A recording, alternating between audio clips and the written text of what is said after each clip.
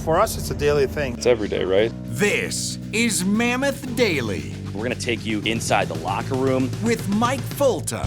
We want this show to be about the fans, and we want this show to be driven by our Utah Mammoth community. And Adrian Denny. Fans can submit what they want to hear us talk about, what they want to hear Utah weigh in on. It's all going to be here. Here's Mike and AD with you. Utahns, countrymen, lend me your ears. Right here on Mammoth Daily. Welcome into your Wednesday Odd Man Rush edition of Mammoth Daily. We have fan favorite, local legend, Liam O'Brien, Spicy Tuna, and his new haircut joining us on the Odd Man Rush coming up in just a little bit. Mammoth are wrapping up a 7-game homestand against the Philadelphia Flyers tonight at the Delta Center. Mike Fulta, Adrian Denny, we are your Hockey Night in Utah radio crew.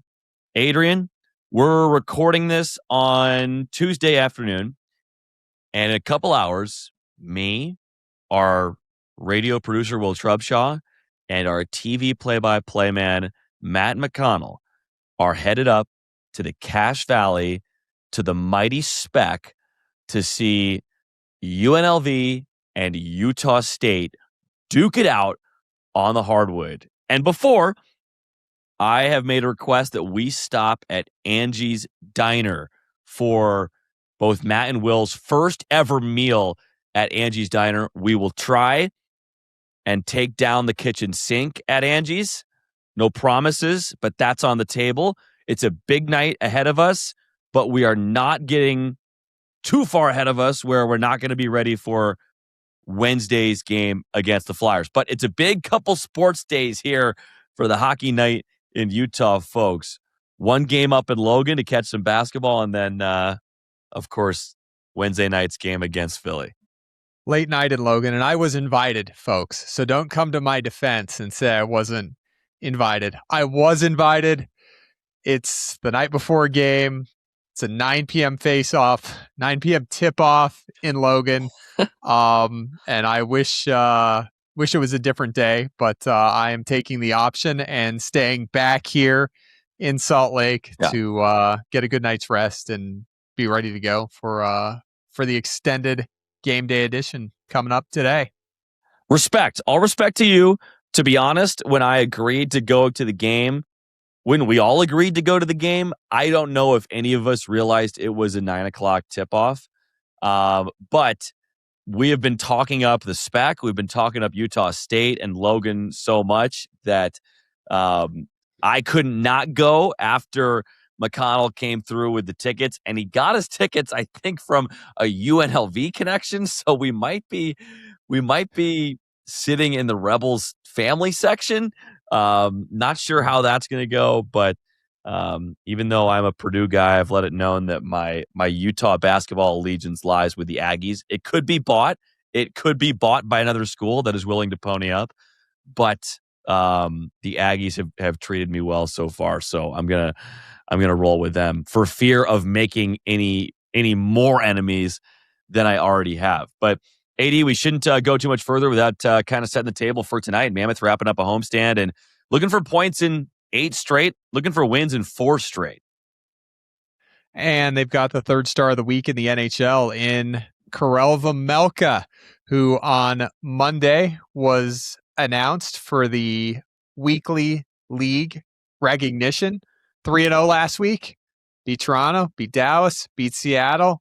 A 3-0 record, a 1.67 goals against average, and a save percentage of .926, leading all NHL goaltenders with 23 wins. And Mike, if you talk to Veggie, the more action, the better. Last year when he started 25 of those 26 games, probably wished that he wouldn't have had the second to last game of the year off. But he likes to play, and he's playing really well right now. And he's been kind of the backbone of the Mammoth, just kind of going out there, first out, make some saves early, make some saves at key moments. And huge part of that is the Mammoth have propelled themselves into that first wildcard spot in the Western Conference. Yeah, and he's the third star of the week in the NHL. I think he's the first star of Utah's recent 7-game point streak of this homestand.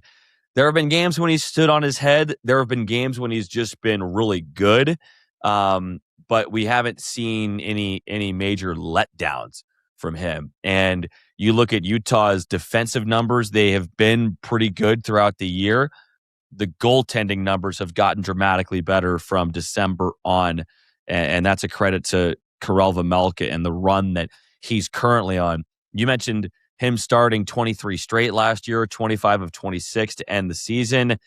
Nobody has played more games as a goaltender since the Four Nations break last February than Karel Vejmelka. He leads the league in games played and wins since last February. Of course, a lot of that because of that streak he was on, but also this year he's playing 3 out of every 4, 4 out of every 5 for Utah.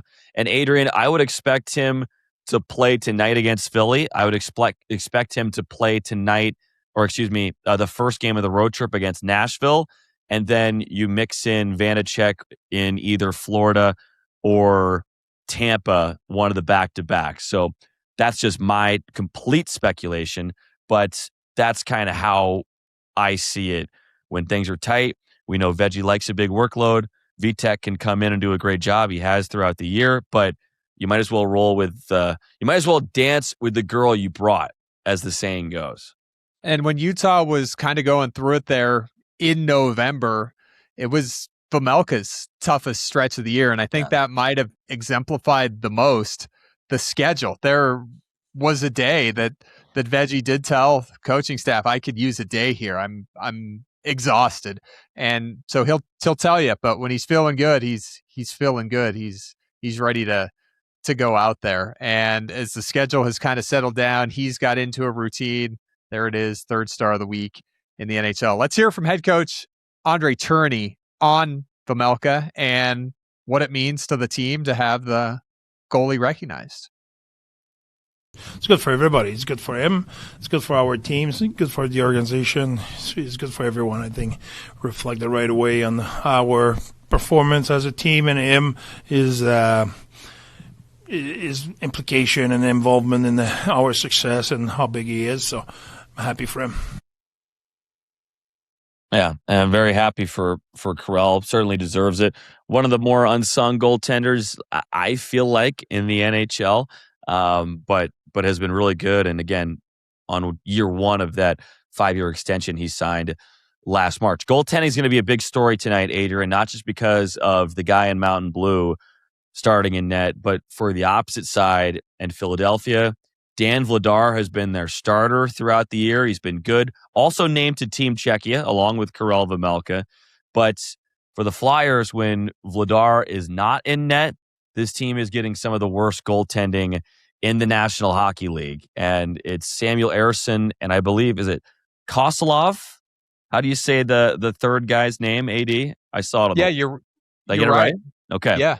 But Samuel Ersson is the primary number 2 in Philly behind Vladar. But this is a Philly team that's just on the outside looking in of the playoff picture in a very competitive Eastern Conference. They had been in a playoff spot for most of this year, but they had recently taken a pretty big skid, a 6-game winless streak that they snapped on Monday with a nice 2-1 win against the Vegas Golden Knights. They don't score a ton, AD, and a big reason why is because they had the league's worst power play at under 15% this year.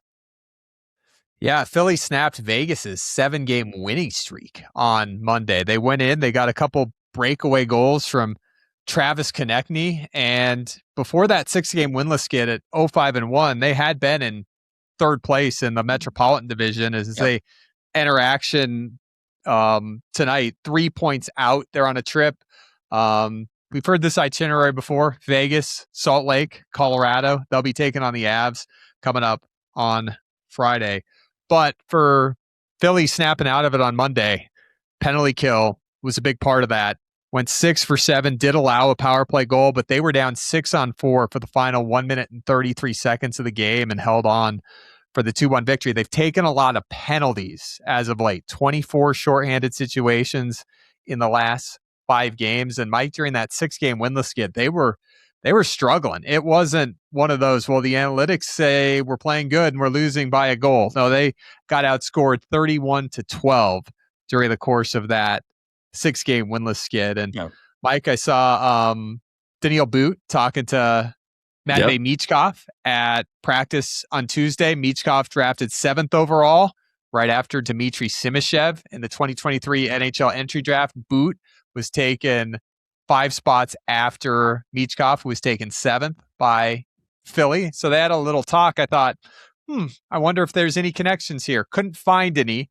As hard as I dug through the Russian, their hometowns are 17 and a half hours apart. Yeah. So it wasn't being from the next town over. But as we talked about in our preview show here on Mammoth Daily at the start of the year, Rick Tocchet going in, it was they're going to play 2-1 games, and they're probably going to be exactly where they are right now. Matvei Michkov, though, we talked about prospect development going in with Rick Tocchet. He was their second leading scorer last year. This year only has 24 points in 47 games, but he's fun. But he's been a guy that John Tortorella and now Rick Tocchet has really had to kind of show the way in the National Hockey League. Show the way is a gentle way of putting it. We've seen some clips of what looked to be animated conversations between Michkov and Tocchet on the bench. And so there is a little bit of a language barrier there with Matvei, but seen some interesting clips. Haven't been around the Flyers a lot this year, so it's not fair of me to speak on any of that. But if I can go back to something you mentioned, the goals against during that winless streak for Philly, a lot of that winless skid came when Vladar got injured. He got put on IR a little less than a week ago, so they've played a few games without him now. And this poor run dates back before his injury, but it's certainly a lot of it carries over into the time where Vladar has been missing. And they had given up, 5 or more? I got it right here. 5 or more goals in 4 straight games until they allowed just 1 against Vegas and won that game 2-1. So allowing goals has been an issue, especially when Vladar has not been in. Ersson has an .830 save percentage this year. If I'm reading that correctly, beg your pardon, .860. I was shorting him a bit. .860, still not very good, but goaltending a big issue. Their power play has struggled like Utah's had. And Matvei Michkov has been a little disappointing scoring-wise for Philly, but Trevor Zegras has been the opposite, Adrian. Zegras, under Tocchet, has flourished. He leads the team in goals, leads the team in scoring, and looks to be every bit of the player that Philly traded for. Holy smokes. Philly made a couple deals with Anaheim, and this is one that they look really good in right now. Back to Dan Vladar, Mike. Great point, because he's 16-7-4 on the year. He came over from Calgary. Yeah. And you remember last year, Philly had all sorts of goaltending issues. Without Vladar in goal this year, they're 7-10-4. With him, 16-7-4. So he's been a big part of their success. Again, listed as day-to-day. He's on injury reserve. He skated on Monday. Rick Tocchet said he had a good skate, but Friday looks like the earliest that he can return. And you talk about Samuel Ersson, Mike. Remember that great performance he had at the Delta Center last season? Stopped 39 of 42. Dylan Guenther got that game winner on February 4th. So that was a very, very impressive start from the young goalie. I remember it right before the Mammoth headed out onto that 3-game road trip that to take him into the Four Nations face-off. And I remember I was just kind of pointing out his poor numbers this year. His numbers were pretty similar last year when Philly rolled into the Delta Center. And that was the first of the back-to-back overtime winners for Dylan Guenther, right? That was the scores with 0.7 seconds left. And then next game, he wins it in overtime in Columbus as well. So that was a great stretch there in early February for the Mammoth and for Dylan Guenther. But that's a little look into the matchup against the Flyers here on Wednesday night as you're listening or watching this. And Utah beat Philly twice a year ago, looking to make it 3 straight with a win here this evening. And that, again, would give Utah 4 straight victories and points in 8 straight games, which would be the longest point streak since they had that 7-game win streak back in October. And a time that Utah's had to practice Mike, the last couple days. Took a day off Sunday. They were back at it on Monday. They worked on the neutral zone on Monday. Mike, they had a flat 45-minute practice, got some work done. On Tuesday, worked on some 4-on-3, some 5-on-3.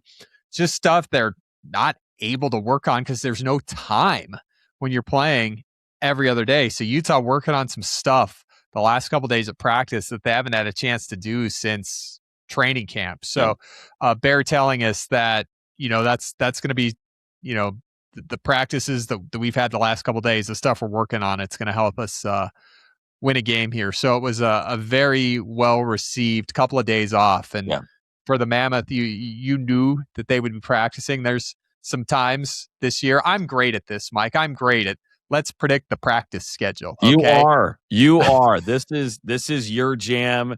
You have this down pat. I am not going to contest this. So I'm a great let's predict the practice schedule guy. And Mike, looking at this, yep, day off Sunday.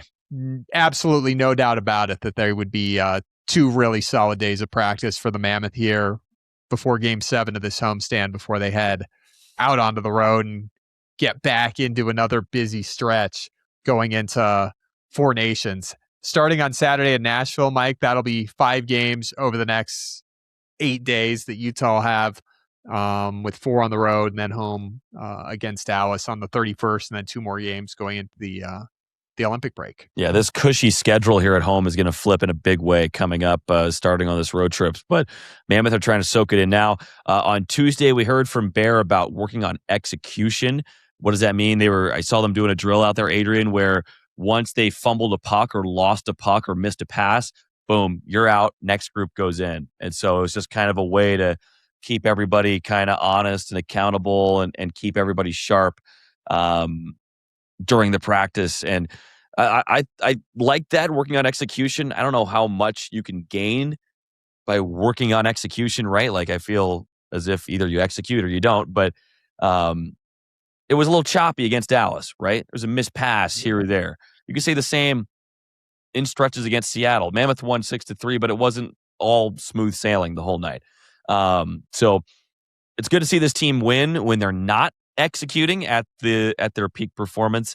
And a few practice days, certainly, as you were saying, can help. But AD, after setting up tonight's game against Philly, you want to get into our Odd Man Rush interview with Liam O'Brien, Sans Hair, and Sans Smoothie. Yeah, we were really excited for this conversation with Liam. We got him yesterday, right after practice. So thanks to Jeffrey Sanders and David Piper from our media relations department, who are always great and always big advocates and proponents of Mammoth Daily, for getting us spicy tuna and all the folks that they've helped us bring to the podcast this year. So it's Wednesday. It's Odd Man Rush. Me and Mike, 2-on-1 with Liam O'Brien. Coming up next. And then, Mike, in our third period, we didn't get to everything on yesterday's episode, talking about trades and stuff and, what to expect. So we'll get to that in the third period. So stay close, folks. We're rolling on your Wednesday game night edition right here on Mammoth Daily. It's time for your Wednesday Odd Man Rush. All right, we're here with Liam O'Brien on our Wednesday Odd Man Rush. And Liam, we have to start with the obvious up top. What led to the best hair on the team getting chopped? I don't know. It was just time. I had talked to my wife a bit about it for a while and been like, hey, I think I'm going to let it go. And it was time to go back to the old haircut. And she wasn't very fond of that idea, but I kind of just surprised her and went with it. When was the last time you went in and said, I'll take it high and tight? High and tight, It's been 6 years. So COVID. Yeah, COVID would be the last time. Yeah. So you're the last one still with the COVID cut. oh yeah, probably. Yeah. Have you seen the guys in the crowd that have like the Yukon Cornelius, like the big orange beers? They got the spicy tuna sweatshirts, and they had the long hair too. Those guys are going to be brokenhearted. I know they're going to have to just lose the hair. I mean, it's okay. I still got the beard. The beard's not going anywhere. Just, in case people are wondering, it's not going anywhere. So don't worry about that. Good. Been great homestand so far. First of all, just to be settled in Salt Lake and have this routine of being able to have a couple days of practice even between games just to work on some stuff I'm sure you guys haven't worked on since training camp, but being home, having some home games, winning some games, some time to practice and get rested. Yeah, I mean, it's great to have, first of all, like, it's great to be at home. It's great to, like, be in Utah at this time of year. It's beautiful, the mountains, the snow, and it just makes for a great winter environment to, show up to the rink in. And then, yeah, I just think, like, being able to be around your family and be around your kids, and for the guys who have them, and also, coming in, and now we got 3 days here, 2 days, 2 good practice days where you get to kind of do some skill set stuff, get to do some system stuff and work on things that you want to tweak. I think that just goes a long way because you don't get a lot of that time, especially in a season as compact as the one that we're having this season. So it's been great, and it's been great for the group. When you have these 2-3 day stretches without a game kind of in the middle of the year, is this a time where you can kind of refocus on some things you're trying to work on individually, or is it more systems and team things in practice? Yeah, I think even for me individually, I think it's a great time to kind of sit down with yourself and look at your season so far individually and just kind of, tweak some things and feel some things out. And I think it's, you just don't get those opportunities. So I think you just try to take as many of those opportunities as you can. Obviously, we've got, I think, 8 games left until the break. And then obviously we got a lot of time there to tweak some stuff and look at things and make improvements. But yeah, individually, for sure, you always want to be trying to find ways to contribute more to the team. As a line with you and Kevin Stellan and Brandon Tanev, what do you think you guys have been able to add during this stretch? Team entering tonight's game with a record of, 6-0-1 in the last 7 and 7-1-1 in January. And, you watch all 4 lines go out, you could see, you guys created momentum on a shift that led to Keller's line hopping out, but it's been a continuous, stretch for continuity. Yeah, it's been great. I think for us, it's about creating energy, not only for us, but also, I think dragging the energy out of them too, finishing our hits. I think when we're physical and playing that high-paced game that we play, obviously Tanny's a great skater, Stenny too, so it's when we're getting in on pucks, when we're finishing our hits, when we're making it really difficult on the team, I think it drags energy out of that team, and I think that's how we help our team. So we're just going to continue to do that, and then also work at getting to the net and trying to chip in more offensively. Speaking of chipping in offensively, your 2 goals have both come in national TV games. I'm not sure if you're aware, but we started calling you Primetime Tuna on the air. You like the bright lights a little bit more? It's got to be HD. I'm just kidding. No, I don't know. I listen. I don't know. I mean, is tomorrow night prime time? I don't think so. Yeah, sorry. Well, let's try to break that tomorrow night then. Yeah, there we go. You look at, prime time and under the lights and getting the fans going in the Delta Center, and you've been a part of that from the first time you walked into the building.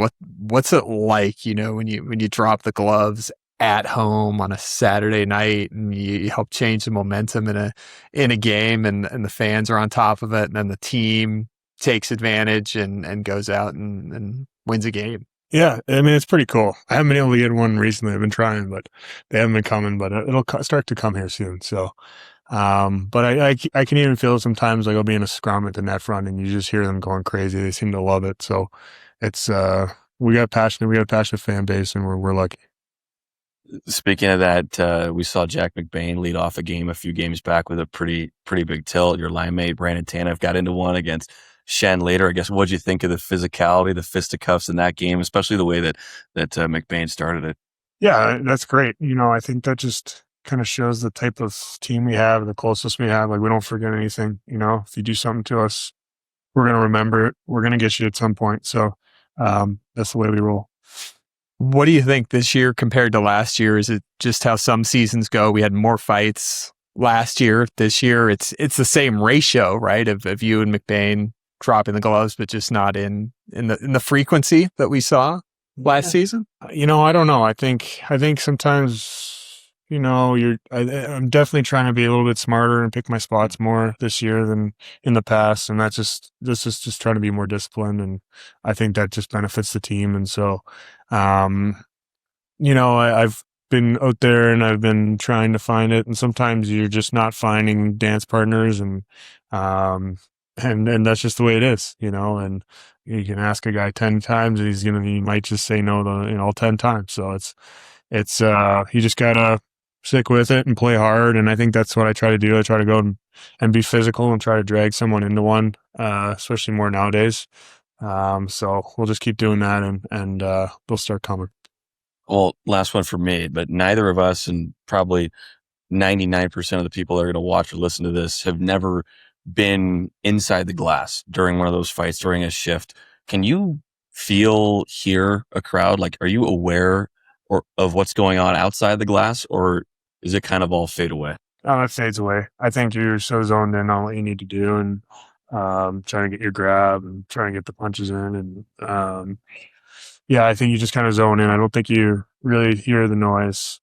You start to hear the noise after, though. So that's the cool part. I think when you get up and head to the box, you hear the noise, and that's always the fun part. You might go as far back with head coach Andre Tourney as anybody here in the locker room, in the facility, in the organization. You both got connected in the NHL at the same time, and I'm thinking back then, like, Bear told Bill, that's one of my guys. He'll be a good one to start with for year one. Just tell us about your relationship with Bear and being with him going back to juniors and now in the NHL. Yeah, so Bear actually he pulled me out of Rimouski when I would have been 17 years old and brought me to Rouyn-Noranda. I was definitely it was way up north, a small mining town in Quebec, and I was definitely intimidated going up there because it was far away from home. But I think I had such a great experience there. I only ended up having Bear for the half year that year, and then the following season for a year, and then he moved on to the NHL. But I think it was great having him as a coach, and I always enjoyed going to the rink and playing for him. And he's a guy, like, it's really easy for me to go out there and play hard for him. I have tons of respect for him, and he's helped me so much as a player in my junior days and also now my NHL days. So just a great relationship there with him. Oh, Liam, we appreciate the time as always. You probably got a smoothie waiting for you back in there. Do you have a favorite flavor or what concoction you go to? I don't have a favorite flavor, but I do like the pina colada. I don't know if you've had that one. Is that Carks? That's the Michael Carcone special. Yeah. That's just what he says. That's what he says. But we got the girls are in there. They're mixing them up. They do a great job. They make great smoothies. Smoothies are 10 out of 10 this year. So props to them. That's great. Well, Liam, thanks for the time, man. Yeah. Thank you, guys. Appreciate it. Thank you. Yeah, thanks, no Liam. problem. This is Mammoth Daily. Thanks again to Liam O'Brien for having a chat with us after practice on Tuesday. He's been in the lineup a bunch here recently and have been a part of a bunch of winning efforts for the Mammoth as Utah continues to roll along, looking for points in 8 straight here tonight. Adrian, on yesterday's show, we were talking about the Rasmus Andersson trade. He goes from Calgary to Vegas. Right after we got done recording that show, which we were recording on Monday, we saw an announcement that Kieher Sherwood, the leading goal scorer on the Vancouver Canucks, was traded from Vancouver to San Jose, team that's been in rebuild mode where they've been tearing down and selling assets. Now they are giving up some future assets to bring in essentially a short-term rental, a guy who's a UFA at the end of this year in Kieher Sherwood, a guy who a lot of fans had their eyes on amongst different teams, a guy who's been scoring the last couple years, led the league in hits by 1 million last season, is a physical heart and soul guy. You watch him play and you think playoff hockey. Well, he is going to San Jose. A little bit of a caveat. He's dealing with a hand injury, so he's not going to be back until after the Olympic break, they think. But wanted to discuss this trade a little bit as well, Adrian. When you saw this get announced by the teams and the reporters, what was your initial thought? I think it's a great trade for San Jose. They gave up Cole Clayton, who's an AHLer, because they needed to free up a roster spot. So that's number one there. second rounder in 2026. Probably going to be middle of the road, probably 40th to 45th, right? The way things look right now with the Sharks, probably could forecast the same thing next year. Sherwood makes about $1.5 million a year, so didn't have to make room for cap space, especially with San Jose. But as you said, he is injured. The timetable for him to return looks to be around the Olympics, but an opportunistic, easy trade, I think, right there for San Jose to add a third liner who hits and supplement around their skill, which he certainly has. 17 goals this year for the Canucks. He had 19 last year, so he's way ahead of his best year ever in the NHL, and unfortunately has that injury right now. But gosh, you know me in trades, Mike. I am not one that I don't itch to pull the trigger.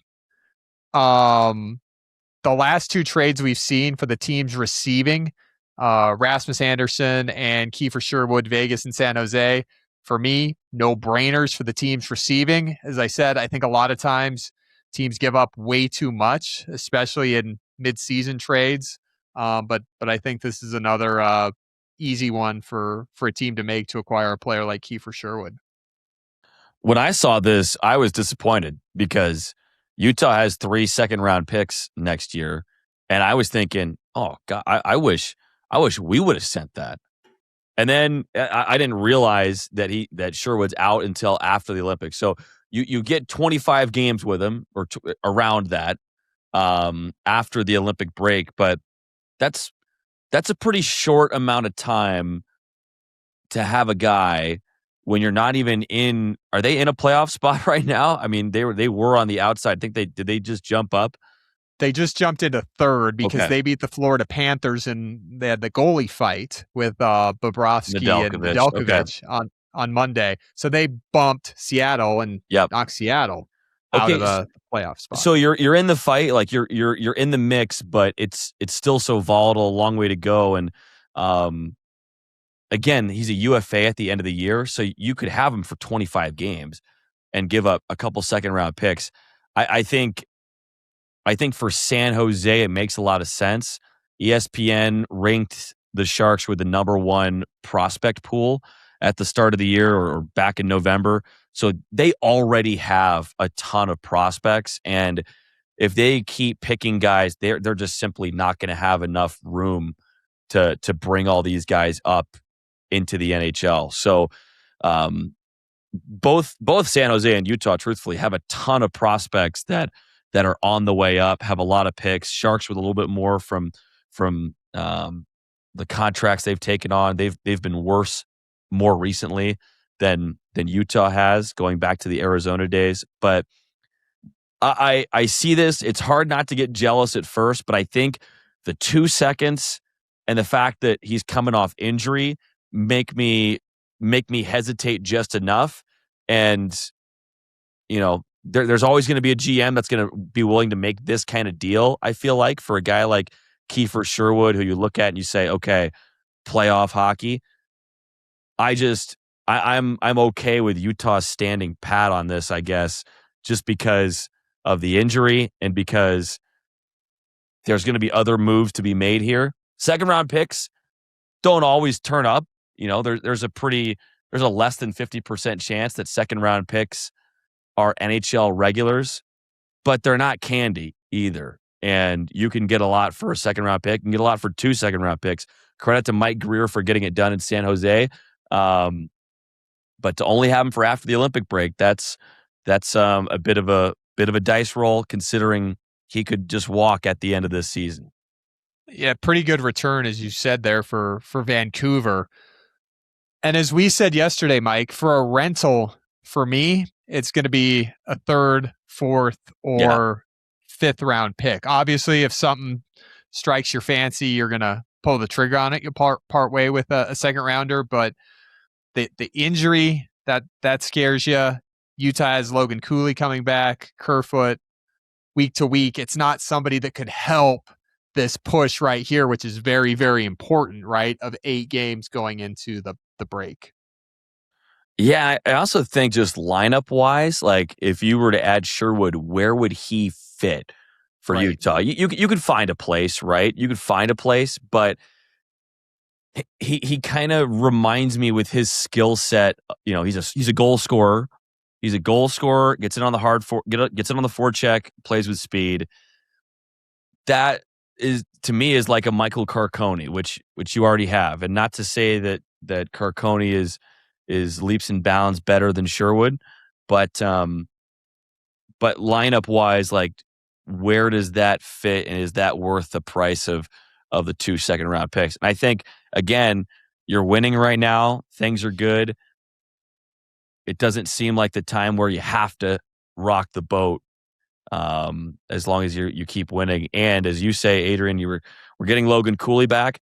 That's your trade deadline acquisition right now. We were getting to this last episode. We never really finished the thought, but the overall thought I kind of wanted to get to, AD, was to be patient and to be okay with not having your name in the news. The only midseason trade that Bill Armstrong has made since he's been in Utah has been for Ole Mata. And that was when the Mammoth were so banged up that it was a necessity. And that was a 3rd-round pick last year in late October. You bring Mata in. And Mata was an expiring contract as well, earned himself a new contract with his play. Going back through Bill Armstrong's trades, Adrian, the last time that he gave away future assets for a player to help the team, I guess you could count the Sergachev trade, right? There's some picks going there, and the Marino trade, I guess, too. But in season, I'm talking about. Last time in season, Bill made a trade giving away future assets for a player to help the team that year was 2022 when Arizona traded for Jack McBain. They gave a second to Minnesota. McBain played all of 10 games with the Coyotes after a season at Boston College. And the Coyotes lost 50-plus games that year. So that's not like that was a playoff push, right? That was just signing a guy after his collegiate season and getting him some NHL experience. So there's not a track record for Bill Armstrong of making big in-season trades to help a playoff push. A lot of that's been because of the situation he's been in with Arizona as part of rebuilds. You're trying to accumulate draft picks and future assets as opposed to pushing for the playoffs. Now that you are pushing for the playoffs, it'll be interesting to see what Bill does. But the one thing that we know is not going to happen is Armstrong is not going to sacrifice the Death Star plans, the future core of this group for a 20-game rental and a chance at making a one round further in the playoffs when you know this isn't really the championship window for the Mammoth. Yeah, and you always hear that Utah's a big swinger, and I wonder how much of that is. You see the ownership group, you see the support, you see how close the team is.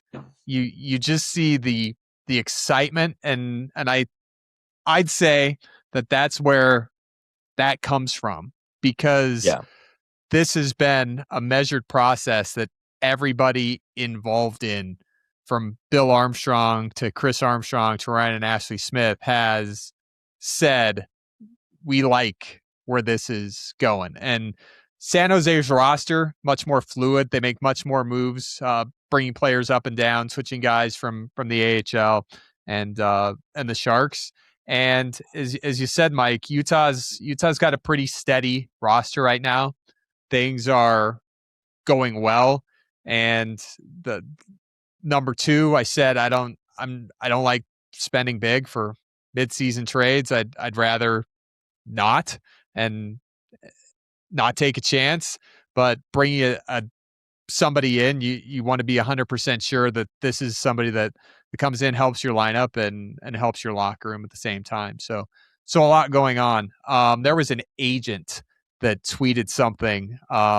There's several agents out there, Mike, that are very vocal on Twitter, and one of them tweeted a couple days ago. Say that again. Was it Alan Walsh? I think it might have been. And somebody tweeted something about one of the Rangers guys with the no trade clause and how he's unlikely to waive it and blah, blah, blah. And I think I can't say for sure it was that agent, though he is very vocal, said, this isn't fantasy hockey. Why are you even saying something that you know won't happen? And you've already explained why it won't happen. But that's for our brain rot, either early in the morning or late at night, starting it up or shutting it down, Mike. But I thought it was entertaining.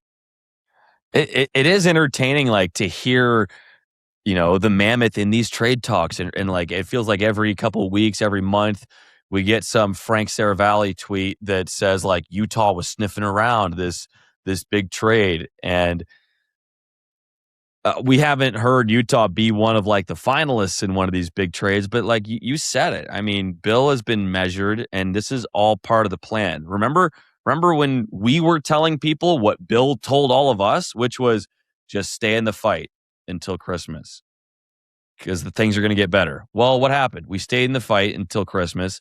Things have gotten better in January, where the Mammoth are one of the best teams, if not the best team in the month of January.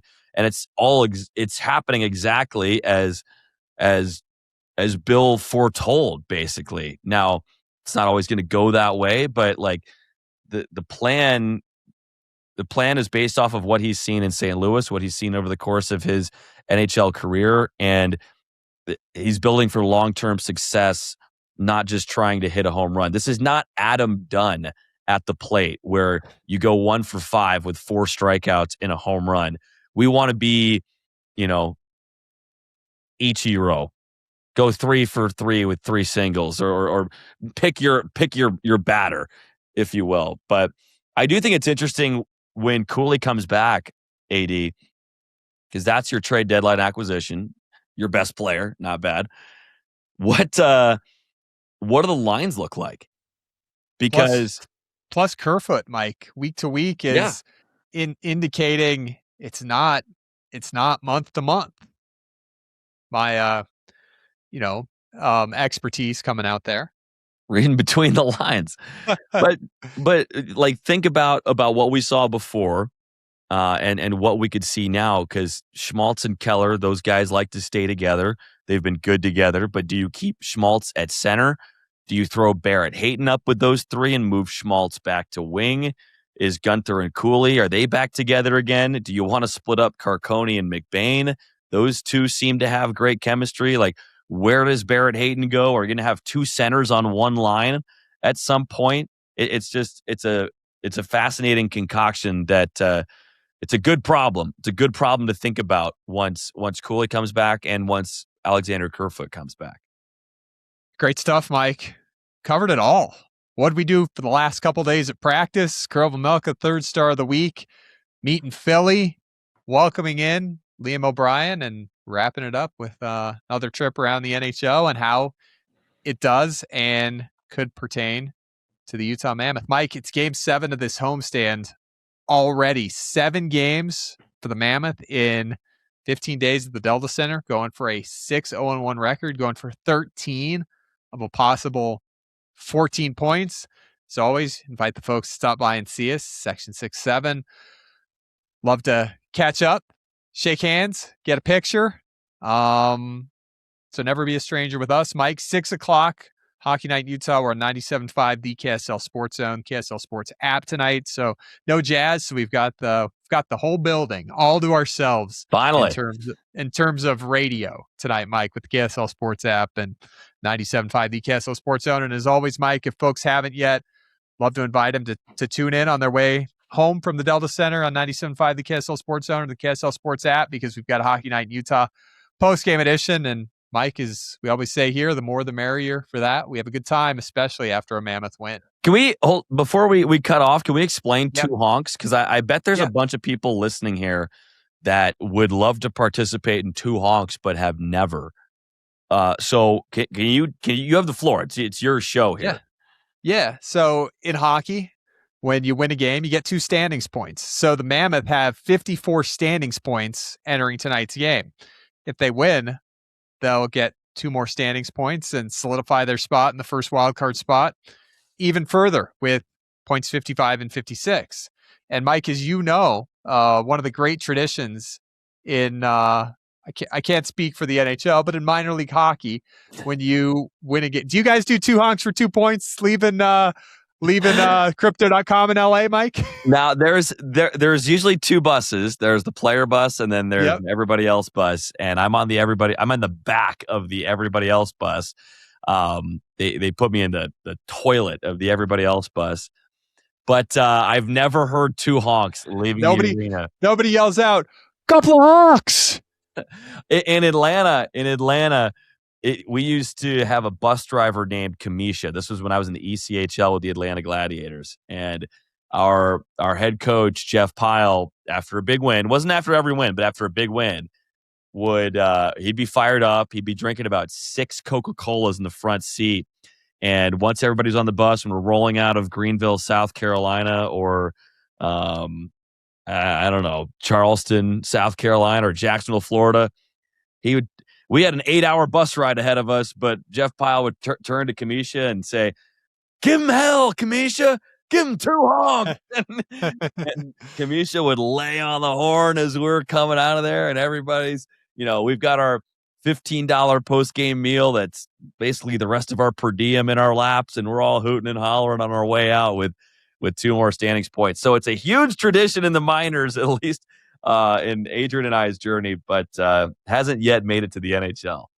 So we invite everybody leaving the Delta Center on cue. We've got some folks who tweet us their honks to get us going. We got Brandon from Copperton, we got Joanna, Casey has weighed in, and we invite everybody to get involved wherever they are in the valley, leaving downtown, heading up back to Davis County, sitting in their driveway in Sugar House, because it takes us a segment or 2 to get to it, to just pop the horn, 2 honks for 2 points to celebrate the victory at Delta Center. We only do it at home games for Hockey Night Utah. Mike, I'll leave you on this one. One of my favorite 2 honks for 2 points moments in my career came during the COVID season.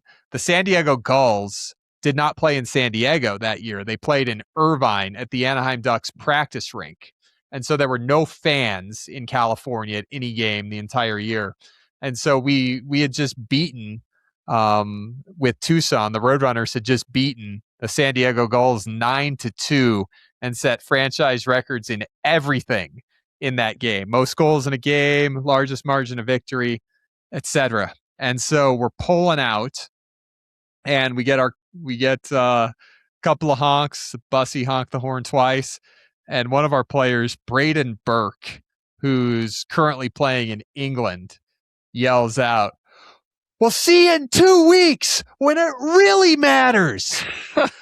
when we were going back there for the Pacific Division playoff tournament. The Pacific Division was the only division in the AHL during 2021 that had any kind of postseason, and we did a divisional tournament that started in Irvine. So we had just beaten the Gulls 9-2, and then Braden Burke, "We'll see you in 2 weeks when it really matters." It was great stuff. Oh, that is great. Those bus stories, like I have all the time in the world for bus stories. Those are the best. Those are the absolute best. But good stuff, AD. You are the best. Our listeners are the best as well. And we'll see everybody tonight at the game. Hopefully we'll have 2 honks for you after.